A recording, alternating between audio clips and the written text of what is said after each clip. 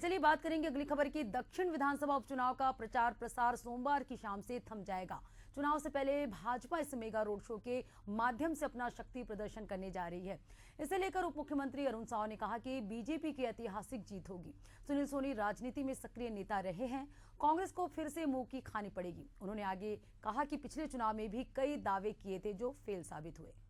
प्रचार प्रसार का जो दौर है वह आज थम जाएगा और भारतीय जनता पार्टी ने पूरी ताकत झोंक दी है और बीजेपी की परंपरागत सीट पर सुनील सोनी चुनाव लड़ रहे हैं और आज मेगा शो है। अरुण साव जी हमारे साथ है। बीजेपी का रोड शो आज सर। देखिए, हर चुनाव को भारतीय जनता पार्टी पूरी गंभीरता से लड़ती है।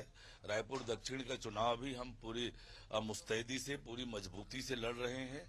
रायपुर दक्षिण की एक एक जनता के दरवाजे पर जा रहे हैं, लोगों से आह्वान कर रहे हैं, आग्रह कर रहे हैं और निश्चित रूप से रायपुर की दक्षिण की जनता भारतीय जनता पार्टी के साथ होगी। फिर से 9वीं बार रायपुर दक्षिण में कमल खिलेगा। एक बात कह रहे हैं कांग्रेसी लगातार, अभेद किला जो है इस बार भेदेगा आकाश शर्मा, लौट नहीं पाएगी बीजेपी। ब्रिजमोहन मुक्त हुई, अब बीजेपी मुक्त होगी। देखिए, एक बात समझ लें, ये कांग्रेस पार्टी के बेबुनियाद निराधार दावे विधानसभा चुनाव में भी उनकी पोल खुली, लोकसभा चुनाव में भी खुली और रायपुर दक्षिण में भी कांग्रेस को मुंह की खानी पड़ेगी। रायपुर दक्षिण की जनता समझदार है। रायपुर दक्षिण का विकास कौन कर सकता है, रायपुर दक्षिण की जनता का हित किनके साथ जाने में है, ये बखूबी जानती है और इसलिए निश्चित रूप से रायपुर दक्षिण में ऐतिहासिक वोटों से भारतीय जनता पार्टी ही जीतेगी।